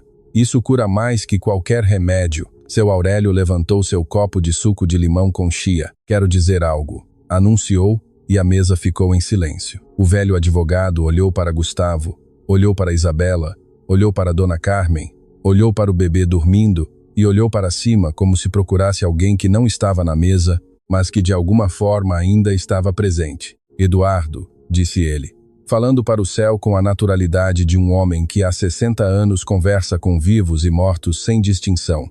Seu filho é teimoso, burro e demorou 7 meses para perceber o que você soube em 5 minutos. Mas ele chegou, compadre. Chegou. E sua neta tem seus olhos. E sua nora tem mais dignidade que todos os ribeiros juntos. E sua esposa continua sendo a mulher mais teimosa. Aurélio, protestou Dona Carmen, mas ria. Seu pai ficaria orgulhoso, disse seu Aurélio a Gustavo, baixando o copo. Não do empresário, mas do homem, que é o que ele sempre quis que você fosse. Gustavo não respondeu. Não podia. Tinha o nó na garganta que os homens têm quando finalmente entendem algo que deveriam ter entendido muito antes, mas que a vida, em sua sabedoria cruel e generosa, lhes concede entender justo a tempo. Isabela pegou a mão dele por baixo da mesa. Ele a apertou. Ela apertou de volta. Dona Lúcia espiou por cima do muro. Ouçam, isso é feijoada e não me convidaram? Venha, Lúcia, gritou Dona Carmen, mas traga umas tortilhas, que as nossas acabaram. Ai, pigarrada, Dona Carmencita, sempre me convida pela metade, igualzinho ao seu filho, que chegou pela metade em tudo, mas no final chegou. A mesa inteira riu. Até Carmen Valentina se moveu no carrinho como se a risada tivesse chegado a ela através do sono e tivesse decidido que o mundo onde acabara de nascer não era tão ruim, afinal. Gustavo olhou a cena. O quintal diminuto com o limoeiro carregado de frutos, as cadeiras desparelhas, a jarra de barro, sua mãe rindo com as bochechas coradas, seu Aurélio cortando o bolo com uma faca que não cortava bem. Dona Lúcia passando um prato de tortilhas por cima do muro, Isabela servindo suco de limão com a mão livre enquanto com a outra embalava o carrinho. E sua filha Carmen Valentina, dormindo com os punhos cerrados, com o futuro inteiro pela frente, com uma família quebrada que havia sido colada com as mãos, com paciência, com canja de galinha e arroz queimado e remédios às 6 da manhã. Gustavo olhou tudo isso e entendeu. Finalmente o que seu pai tentou lhe dizer do túmulo. O dinheiro constrói torres, mas o amor constrói lares. E um lar de verdade com paredes cor de salmão, e um limoeiro no quintal, e uma vizinha que grita por cima do muro. Vale mais que todos os arranha-céus do mundo, porque os arranha-céus desabam, mas os lares permanecem. Fim. Se esta história tocou seu coração, curta e inscreva-se no canal. Há muitas outras histórias esperando por você aqui. E lembre-se, o amor verdadeiro não se compra, se constrói um dia de cada vez. M.